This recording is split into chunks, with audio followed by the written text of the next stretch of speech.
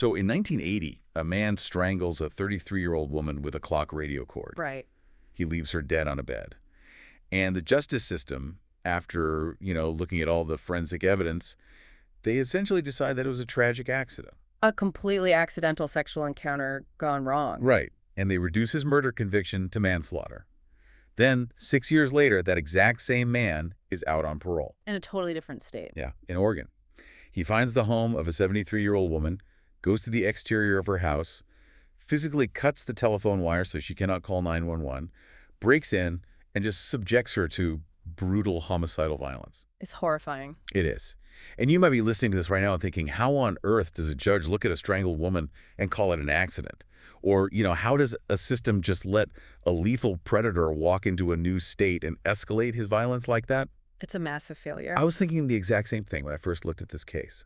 So today we're looking at the anatomy of a systemic failure and really the evolution of a monster. Okay, let's unpack this. Yeah, we are going to forensically deconstruct the timeline of a ghost offender. His name was John Charles Bolsinger. And to do that properly, we have to establish a strict baseline for this deep dive. Right, ground rules. Exactly. We are focusing purely on his criminology today. We're going to map out the chronological timeline of his crimes, his chilling methodology, how he selected his victims, and how his behavioral signature evolved from 1980 all the way to 1988. And we really need to emphasize that we cannot and we will not censor the reality of this violence. No, we can't. Because to understand how he slipped through the cracks, you really have to understand the uncensored forensic truth of what the justice system basically failed to contain. Right. We have to look at the brutal homicidal violence, the sexual assaults, and the stark reality of these crime scenes. Because if we sanitize the details, we lose the why. We lose the behavioral signature. Exactly. We lose the signature that tells us who this man was. But before we get to his first documented kill, we really need to set the stage here. We are talking about the 1980s. Yes. And the landscape of law enforcement in the 1980s is just fundamentally different from today. It's the overarching context of literally everything that goes wrong in this case. I mean, we're operating in the pre-digital era. Right. No internet. Right. Today, we take for granted that a police department in Utah can instantly pull up the DNA profile, fingerprint data, and behavioral history of an offender in Oregon. With just a few keystrokes. Exactly. The National Crime Information Center is like a digital nervous system connecting every precinct in the country. But in 1980, information lived in silos. Literal physical silos. Yeah, it lived on paper, in manila folders, on microfiche, locked in filing cabinets within very strict jurisdictional boundaries. So state lines weren't just geographic borders, they were physical walls blocking information. Exactly. If you committed a crime in Utah and moved to Oregon, unless an investigator in Oregon had a very specific reason to pick up a telephone and actually call a specific detective in Utah. Right. Your past essentially didn't exist. That lack of integration, that structural blindness, it created a landscape where a predator could use state lines as a literal shield. And Bolsinger definitely exploited that shield while his violence escalated to terrifying new heights. He did. So let's start at the beginning of his documented lethal timeline. The genesis of the violence. March 29th, 1980, Magna, Utah. Right. The victim is 33-year-old Casey Sorensen. Her body is discovered by her boyfriend, Mark Anger. He was a firefighter. Which adds another layer of tragedy to it. It does. He had just finished a 24-hour shift and walks into his own apartment to find her dead. So the first thing we have to analyze here is Bolsinger's victimology and his selection process, because this is really where his profile begins. Okay. And it is crucial to understand that his initial selection in 1980 was social, not predatory. Wait, so they knew each other? Well, investigatory findings established that Bolsinger and Sorensen met earlier that day at a local bar. Oh. Yeah, this was a social interaction. They talked. They eventually traveled back to Bolsinger's residence together to pick up a bottle of whiskey before going back to Mark Anger's apartment. So they were hanging out. They were. They drank. They danced for about an hour. It was intimate, casual socializing. But then it violently fractures. And the methodology of what happens next is just so disturbing because of how it contrasts with that intimacy. Right. Because when Mark Anger found Casey, she was spread-eagled on the bed, but her body was largely covered by a sheet. And that specific detail, the sheet, is a highly significant behavioral marker. In forensic psychology, we look very closely at postmortem staging. When I read that, it immediately struck me as a psychological mechanism of undoing. Like, You spend the evening dancing and drinking with someone, engaging with them as a human being, and then after you kill them, you cover them up. It's Yeah. like a visual erasure. Is that what we're seeing here? It is a classic manifestation of depersonalization. The staging often speaks to a reactive, perhaps even psychologically conflicted state of mind in the immediate aftermath. Because he doesn't want to look at what he did. Exactly. When an offender covers a victim's face or body, it usually indicates that the violence was triggered by a sudden escalation rather than premeditated hunting. Okay, I see. They just don't want to look at the consequence of their loss of control. And that exact distinction, whether this was premeditated murder, a sudden violent rage, or a terrible accident that became the epicenter of the legal and medical dispute that followed. Because Bolsinger's actually arrested a few days later, right? On April 3rd. Yes, he is. And he confesses to the police, but then he immediately tries to walk that confession back, claiming it was coerced. Typical avoidance. Right. And the trial itself, the case of State versus Bolsinger, it turns into this incredibly dense, highly technical medical debate. It really does. So the prosecution, led by District Attorney Lynn Payne, argued that this was intentional strangulation. Their narrative was that an argument broke out. Allegedly, Sorensen insulted him or challenged his masculinity in some way. Which happens a lot in these reactive cases. Right. And Bolsinger, possessing a highly volatile temperament, reacted with extreme lethal violence because his ego was wounded. But the defense comes back, aided by a San Francisco coroner named Dr. Boyd Stevens, and they argue it was an accidental death. Yes. They claimed it happened during a consensual sexual encounter. And I have to admit, looking at the photos and the evidence, I don't understand how a coroner could look at a strangled woman and argue it was an accident. It seems counterintuitive. It really does. What was his actual scientific justification, or was he just playing defense attorney? Well, to understand Dr. Stevens' argument, we really have to dive deep into the clinical observations from the autopsy. Okay, let's do it. Because they paint a very complex picture of the actual mechanics of her death. First, the medical examiner found petechial hemorrhages. Okay, let's pause and explain the mechanics of that for anyone listening. What exactly is a petechial hemorrhage, biologically? Petechial hemorrhages are tiny, pinpoint red marks that occur when capillaries burst. Okay. In cases of strangulation, they're typically found in the conjunctiva, which is the white part of the eyes, on the face, and on the scalp. And how do they actually form? Here's how they happen. When pressure is applied to the neck, it doesn't take much force to compress the jugular veins. Those are close to the surface, and they carry deoxygenated blood away from the head back to the heart. Right. However, it takes significantly more force to compress the carotid arteries, which are deeper, and pump oxygenated blood into the head. So if you apply just enough pressure, the blood can get in, but it can't get out. Precisely. Blood pumps into the head, it hits a roadblock trying to exit, the vascular pressure builds up rapidly, and the tiny, fragile vessels in the eyes and face simply pop. Wow. In the Sorensen's case, these were present on her right cheek, her scalp, and the conjunctiva. Yes, they were. And typically, this is a hallmark of ligature strangulation. Which makes sense. And there was, in fact, a ligature abrasion on her neck. It was 4 inches on the left side, 3 inches on the right. But crucially, the autopsy noted that it was non-furrowed. Meaning it didn't dig into the skin deeply? Right, it didn't abrade the skin the way a thin, rough rope or a wire would. It indicated the use of a smooth cord. Okay. Specifically, investigators determined it was a clock radio cord, and there was no knotting. A clock radio cord. That detail is so indicative of the environment. I mean, he didn't bring a weapon with him. No, he didn't. He didn't plan this. He grabbed what was literally sitting on the nightstand. Which strongly supports the prosecution's theory of a sudden reactive event. But here is where the defense expert, Dr. Stevens, introduces reasonable doubt. Okay. He focused heavily on the lack of structural damage to the neck.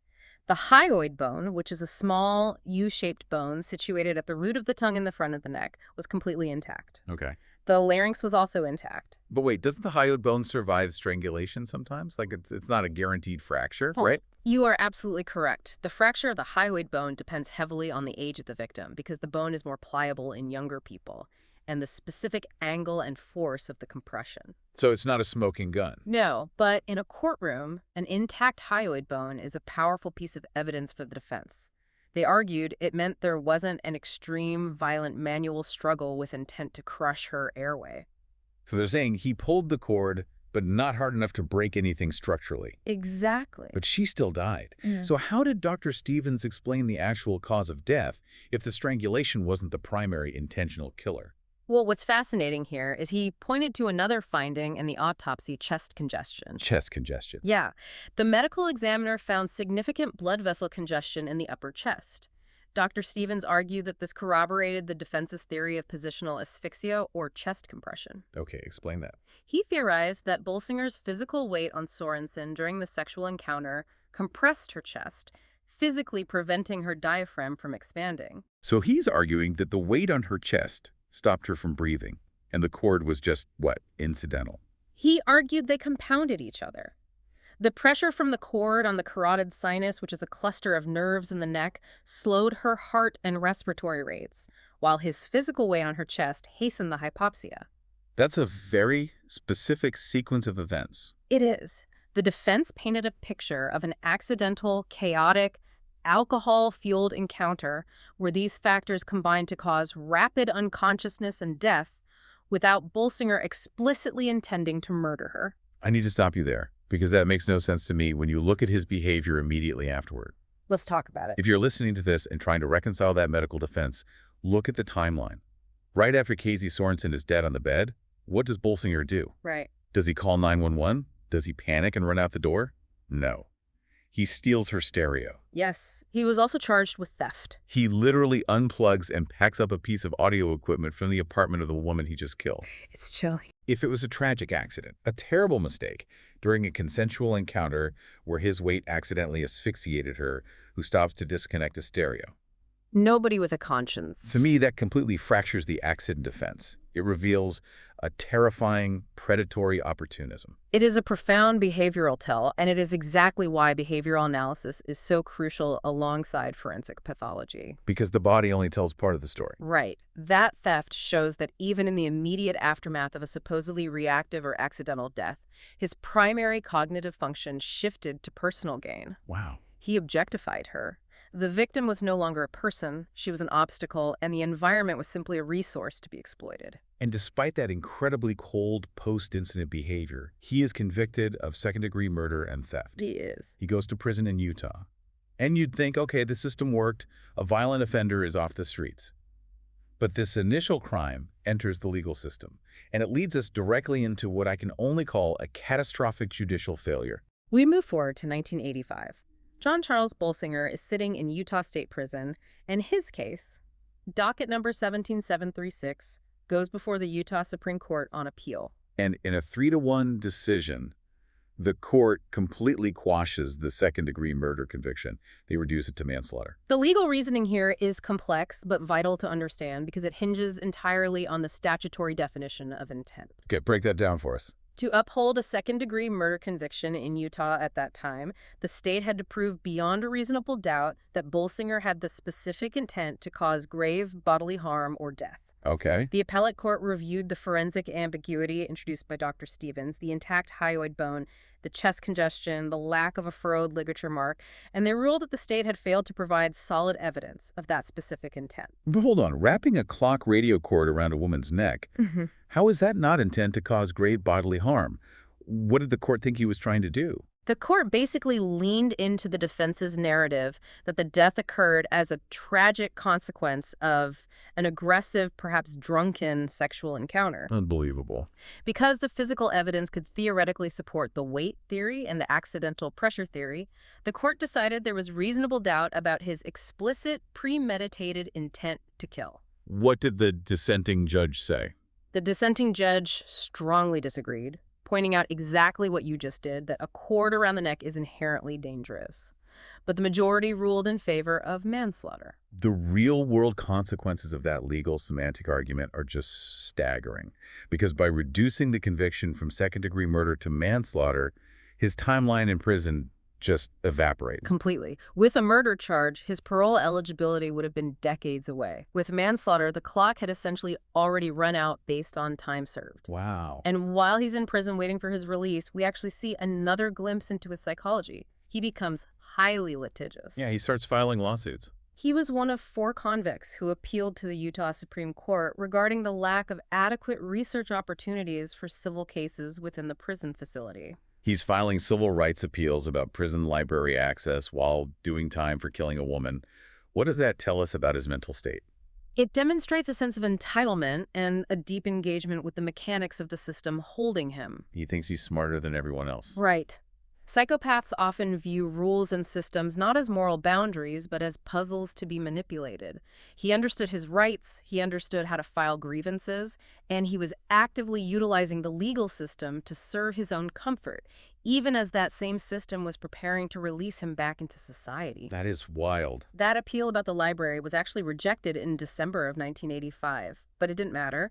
He was given a parole date, April 8th, 1986. And they parole him to Springfield, Oregon, his hometown. This brings us right back to the systemic failure of interstate parole in the 1980s. You have a man with a documented history of lethal violence. Even if the court bargained it down to manslaughter, the biological reality of what he did remained the exact same. Yet he is allowed to cross state lines and embed himself in a completely new community, with minimal oversight from the receiving jurisdiction. He just walks into a new life. And here's the terrifying thing about behavioral geography. When you take an offender who has already crossed the ultimate threshold of taking the life, and you place him in a completely new environment where no one knows his face, you don't get rehabilitation. No, you don't. You get an escalation of confidence. You absolutely do. A change in geography often triggers a rapid change in a serial offender's operational tempo. They feel disconnected from their past crimes. It's like a clean slate. Exactly. They are emboldened by the anonymity of a new environment. And within 90 days of his parole to Oregon, Bolsinger's methodology undergoes a profound and terrifying evolution. It's so fast. We are moving into June 1986, the Eugene killing spree. Let's analyze this behavioral shift, because he moves from being a reactive social killer, someone who met his victim at a bar, to a proactive, predatory home invader. Let's look at the first Eugene victim, June 4th or 5th, 1986, Gladys May Hensley. Right? She was 62 years old. She lived at Parkview Terrace, which was a senior citizens apartment complex on High Street. She was a retired hospital cleaning worker. She played the accordion. Just a normal life. She was just a vulnerable senior citizen living quietly in her own home. And Eugene police and fire medics are called for a welfare check because a friend hadn't seen her. When they enter the apartment, they find a scene that investigators describe bluntly as violent. The methodology here is a massive departure from the Utah crime. We need to detail the entry signature first. Right, because he didn't meet her at a bar. He didn't have a social interaction at all. He actively hunted her. He found an unlocked ground floor window at the senior complex, and he physically cut the screen to gain entry. That is the shift to residential intrusion. He is actively breaching the perimeter of a space where someone is supposed to feel safe. Exactly. Cutting the screen is a conscious, premeditated act to breach a physical boundary. It shows intent before he even enters the room. And the violence inside the apartment, the uncensored escalation, is just stark. It is. In Utah, we have the clock radio cord and the medical debate over accidental weight displacement. With Gladys Hensley, there is zero medical ambiguity. She was subjected to violent manual strangulation, sharp force injuries, and sexual assault. The sharp force injuries are a completely new element. He brought a knife. Introducing a bladed weapon changes the entire dynamic of the crime. How so? A knife is an instrument of terror and control. It requires proximity, the violence is more tactile, more intimate, and the intent to inflict pain and cause terror is undeniable. He killed a stranger, a senior citizen in her own home. It is a textbook escalation. He has moved from a familiar environment with an acquaintance to a predatory hunt for a complete stranger. But he doesn't stop to process what he's done. He doesn't go dormant. Just 2 weeks later, on June 19th, 1986, a second victim is discovered, 33-year-old Janice Marie Dickinson. She was found by an auto mechanic behind a car dealership on Coburg Road. And the scene is jarringly different from the senior apartment.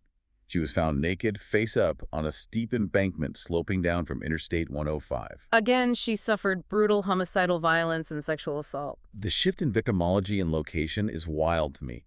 It's as if Bolsinger is testing different hunting grounds. He goes from a covert indoor senior apartment complex to a highly public outdoor embankment near an interstate with a younger victim.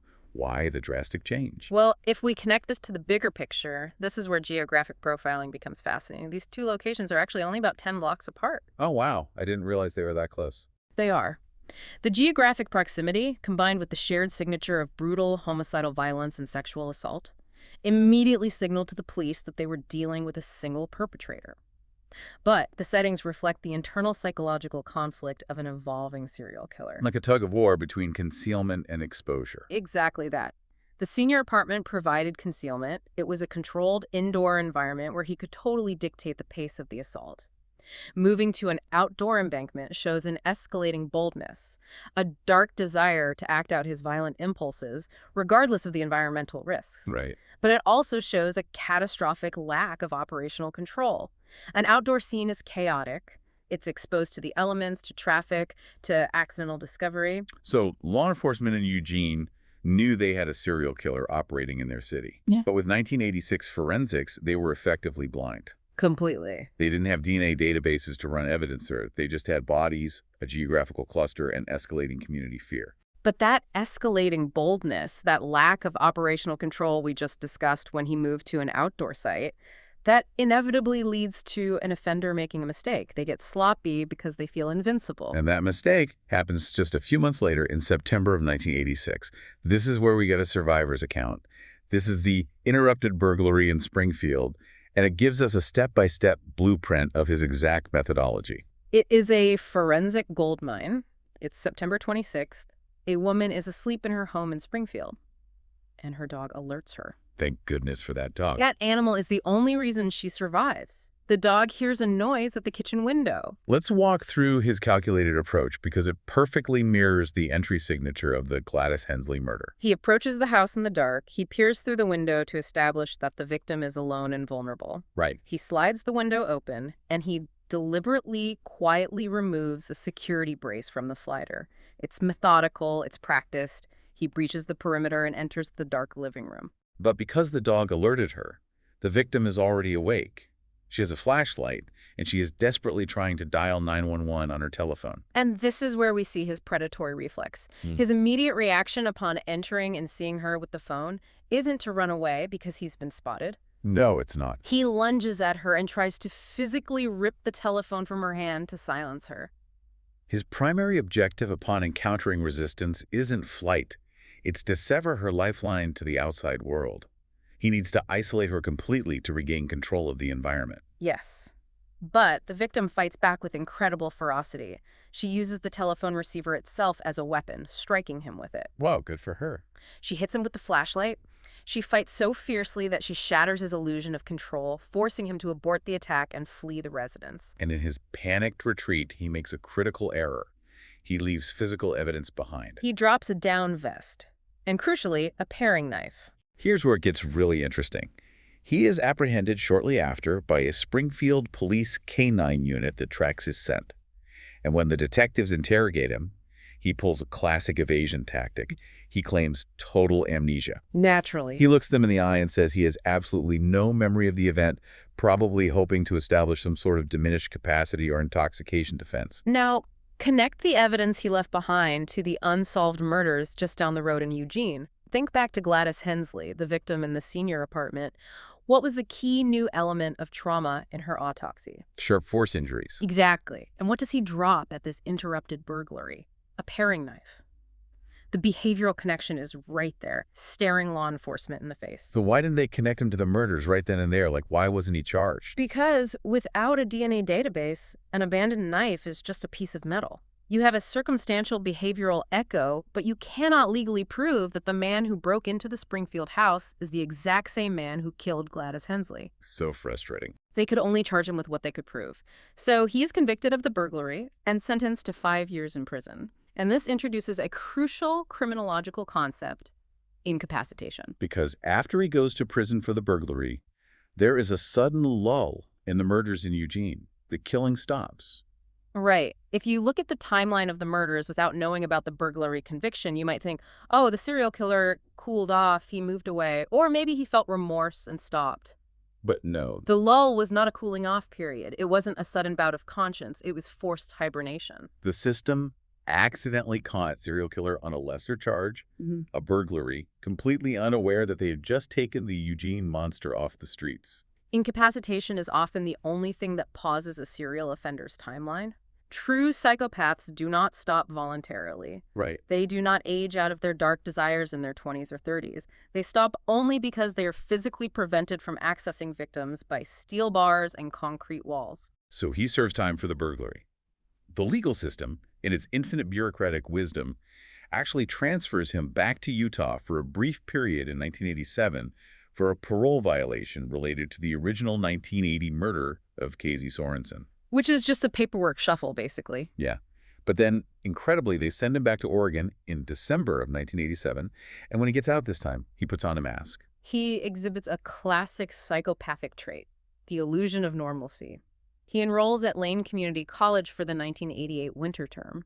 He wants the parole board, the community, and his neighbors to see a student, a guy turning his life around. Like, look at me, I'm taking classes. Psychopaths are incredibly adept at using the mundane elements of society as camouflage. The college enrollment was a structural alibi. It makes him invisible. It gave him a routine, a reason to be out and about during the day, and a veneer of societal integration. But beneath that mask, he wasn't rehabilitating, he was ruminating. He was refining his methodology. Exactly. He was dwelling on his failure at the Springfield burglary. He learned from his mistake. He figured out exactly why he got caught. Which brings us to the ultimate escalation. The final homicide in February of 1988. February 27, 1988. The victim is Geraldine Spencer Toohey. She is 73 years old. She lives in her own home on Franklin Boulevard. She was discovered the next morning by her sister, who had just come over to pick her up for church. And the crime scene, I mean, this represents the absolute climax of Bolsinger's tactical sophistication. It does, because of how he prepared the environment before he ever crossed the threshold. Yes. This is the most chilling detail of this entire deep dive. Before he forced entry into Geraldine's home, Bolsinger went to the exterior of the house and physically cut the telephone lines. This directly connects to the failed 1986 burglary. Exactly. In '86, the victim was awake, she had the phone, she was dialing 911, and he had to physically fight her for it. And he lost. He got caught. He went to prison. So 2 years later, he makes absolutely sure that scenario cannot happen again. He removed the specific variable that caused his previous failure. By severing the physical telephone wires on the outside of the house, he ensured total inescapable isolation. Even if Geraldine Toohey woke up, even if she managed to get to the phone in her bedroom, there would be no dial tone. She was completely trapped in an environment that he fully controlled. It is the absolute peak of predatory control. And the uncensored methodology inside the house reflects that terrifying control. Once he breached the house, she was raped. She was stabbed. She was strangled. The medical examiner once again used the specific phrase, brutal homicidal violence. He had completely optimized his process of terror and destruction. He found his ideal victim profile, an elderly, isolated, highly vulnerable woman, and he perfected his method of access and containment. He eliminated the risk and a 911 call. The murder of Geraldine Toohey was highly publicized. The Eugene community was just terrified. And the Oregon State Police took a huge step. On March 5, 1988, they released a composite sketch of the suspect based on various witness accounts of a man seen in the area. They were hoping to generate community leads to flesh him out of hiding. And less than 3 weeks later, on March 23rd, John Charles Bolsinger is found dead in his apartment on Mill Street. He committed suicide. He was 30 years old. It is important to note that at the time he died, he was not the primary suspect for the serial killings. Right. Police knew him as a convicted murderer from Utah with a local burglary history, but they hadn't connected the dots to the Eugene spree. So I have been speculating on this extensively. Yeah. Why did he do it? Why kill himself when the police hadn't even knocked on his door for the murders? Did he see the composite sketch in the newspaper and suddenly feel a wave of guilt? Was he terrified of going back to prison? Or was this his final act of retaining ultimate control over his own fate? This raises an important question about the psychology of serial offenders when they feel the walls begin to close in. Guilt is highly unlikely. Yeah, I figured. Given the psychopathic traits demonstrated by his rapid escalation, his lack of empathy, and his calculated post-mortem behaviors like the theft of the stereo in 1980, he lacked the neural architecture for genuine remorse. Right. Psychopaths don't generally suffer from crippling moral guilt. No. Fear of returning to prison is certainly a strong pragmatic motivator. He had spent a significant portion of his adult life incarcerated. He knew exactly what a murder conviction in Oregon would mean. He would never see the outside world again. But the concept of control is paramount here. Suicide in these types of offenders is frequently a final assertion of power. A way to win the game. Precisely. By taking his own life, he dictates the terms of his end, just as he dictated the terms of his victims' ends. He permanently denies justice to the victims' families. He denies law enforcement the satisfaction of the capture, the interrogation, and the trial. He remains the architect of his own destiny. And by doing so, his death froze the Eugene murders into cold cases. For over 30 years, the families of Gladys Hensley, Janice Dickinson, and Geraldine Toohey had no justice. The killer was dead, but nobody in the world knew who the killer was. But while the offender was dead and the investigatory trail went cold, a slow, silent revolution was happening in the background. The evolution of forensic science. This brings us to the technological marvel that finally cracked this case wide open, the timeline from 2000 to 2022. We have to credit the Eugene Police Department's Violent Crimes Unit, the VCU. They refused to let these files gather dust in an archive. In the year 2000, forensic DNA analysis had advanced enough that they were finally able to test the biological evidence left at the 1986 and 1988 crime scenes. And they proved, scientifically, that the DNA from Hensley, Dickinson, and Toohey all belonged to one single unidentified male. It biologically confirmed the theory from 1986 that they were dealing with a serial killer, but it didn't give them a name. Right, because of the databases. Exactly. In 2000, they were mostly using STR's short tandem repeats, which are great for matching a suspect to a database. But if the killer's DNA isn't in CODIS, the FBI's database, you just have a profile of a ghost. So they wait. For 16 years, they wait for science to catch up to the evidence. And then, between 2016 and 2018, the VCU partners with Parabon Nanolabs to use something called snapshot phenotyping. This is a fascinating intersection of genetics and predictive modeling. Phenotyping is completely different from the traditional DNA matching used in the year 2000. How so? It doesn't just look at DNA as a barcode to scan against a database of known criminals. It reads the specific genetic codes, specifically SNPs, or single nucleotide polymorphisms, to predict the physical appearance of the unknown suspect. I read an analogy for this that made it click for me. Traditional DNA matching is like having the key to a house. It only helps if you find the exact lock it fits into. Phenotyping is like having the actual architectural blueprints of the house. You can look at the blueprint and say, okay, the builder chose blue paint for the exterior, brown shingles for the roof, and the front door is wide. That is an excellent metaphor. The Parabon process analyzes the DNA to predict traits like geographic ancestry, skin pigmentation, eye color, hair color, and even facial morphology. Facial morphology. Yeah, the actual structural shape of the cheekbones, the jaw, the brow line. So they released this snapshot report, essentially a genetically generated police sketch, to the public in 2018. It generated over 100 tips from the community. But ultimately, all those names were eliminated. None of them were the killer. So if phenotyping didn't hand them the killer's name, what was the actual value of doing it? The value is monumental, especially in a cold case. In forensic investigations, elimination is just as crucial as identification. Phenotyping drastically narrows the biological field. I see. If the DNA blueprint says the suspect is a white male with blue eyes, fair skin, and Northern European ancestry, you can instantly dismiss any tips or suspects that don't fit that biological reality. It saves thousands of hours of wasted investigatory time and allows detectives to focus their limited resources on viable targets. And they desperately needed those resources focused, because in 2018, the ultimate breakthrough arrives: genetic genealogy. The methodology made famous by the capture of the Golden State Killer. Yes. For anyone listening who might not understand the granular biological details of how genetic genealogy actually works, it is just mind-blowing.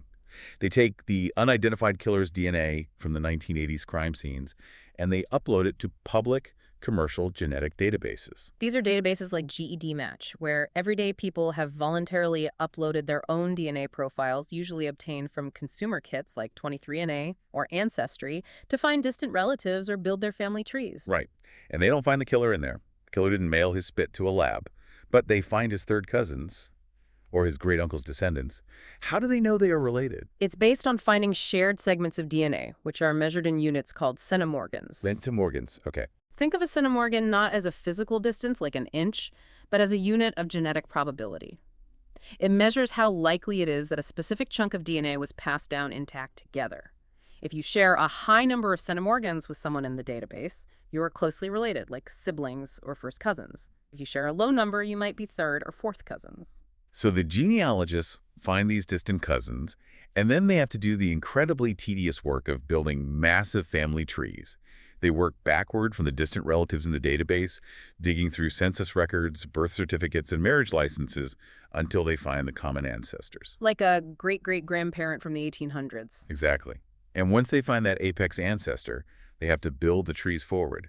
They trace every single branch, every child, every grandchild, down to the present day, specifically looking for a male who fits the phenotyping profile and who is in the right geographical location at the right time.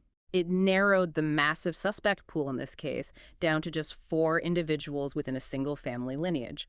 4 men who shared the specific genetic markers found at the crime scenes in Eugene. And this is where the high-tech genomic science hands the baton back to old-school shoe-leather detective work. Detective Jennifer Curry and the VCU take those 4 names, and they dive deep into the historical records. They pull timelines, geographic locations, criminal histories, and historical fingerprint cards. They cross-reference the lives of those 4 men against the events of 1986 and 1988 in Eugene, Oregon. And methodically, one by one, they eliminate 3 of them. One might have been living in New York. One might have been too young, leaving only one man whose timeline, whose criminal history, and whose physical location perfectly overlapped with the bloodshed. John Charles Bolsinger. In 2022, utilizing DNA confirming his profile, they officially and definitively identify him as the serial killer responsible for the Eugene spree. It is the ultimate triumph of genomic science over the jurisdictional borders that protected him while he was alive. What the disjointed, siloed legal system of the 1980s failed to see the escalating pattern of a lethal predator moving from Utah to Oregon, the universal language of DNA finally brought to light. Because science doesn't care about state lines. No, it doesn't. Science doesn't care about a reduced manslaughter charge or an intact hyoid bone. It only records the biological truth left at the scene. It is staggering. Let's just briefly recap this terrifying arc, because seeing the evolution of this criminology laid out chronologically is vital. We tracked John Charles Bolsinger from 1980 as a barroom acquaintance who killed Casey Sorensen using a clock radio cord, utilizing the medical ambiguity of chest compression to claim it was an accident. To a man paroled due to an appellate court's debated interpretation of his intent to cause grave bodily harm, Who then moves to Oregon and within 3 months shifts from reactive to proactive, blitz attacking a senior citizen in her apartment with a knife, and then dragging a young woman down an outdoor embankment. to a forced hibernation in prison after a failed burglary where he tried to rip the phone from a victim's hands. And finally, to a tactical, highly premeditated home invader who literally cuts the exterior phone lines to ensure his elderly victim cannot call for help. It is a grim, textbook study in criminal escalation, and it highlights the absolute critical need for integrated systemic oversight of violent offenders. And it leaves us with a profound, almost haunting historical hypothetical to consider. It does. Consider the timeline we just walked through. If the Utah Supreme Court in 1985 had not reduced Bolsinger's 1980 murder conviction to manslaughter, if the majority had agreed with the dissenting judge and refused to accept the defense of ambiguity regarding his intent, his prison sentence would have remained intact. He wouldn't have been paroled in April of 1986. Exactly. He would have been sitting in a cell in Utah. 3 women in Oregon, Gladys May Hensley, Janice Marie Dickinson, and Geraldine Spencer Toohey would have lived. The direct consequence of that appellate decision was a serial killing spree. It forces you to wonder, how many other ghost offenders operating in the pre-digital silos of the 70s and 80s slipped through these exact same cracks of jurisdictional disconnect? How many other killers benefited from a lack of communication between states and from semantic legal arguments that reduced their sentences? And more importantly, how many of their biological signatures are currently sitting as unsolved profiles in genetic databases, just waiting for a detective like Jennifer Curry to connect the centimorgans, build the family tree, and finally pull them out of the dark? Wow. We started this deep dive talking about the stark contrast between a man who was allowed to walk free because the system couldn't see the truth of his violence, and a man who calculated every variable to trap his final victim. John Charles Bolsinger was a terrifying fracture in the justice system that went unseen for decades. He was. He exploited the blind spots of his era. But eventually, the science caught up, the timeline was illuminated, and the forensic truth became crystal clear. Thank you for joining us on this intense, uncensored deep dive. Stay curious, Keep exploring the hidden details and always keep questioning the world around you.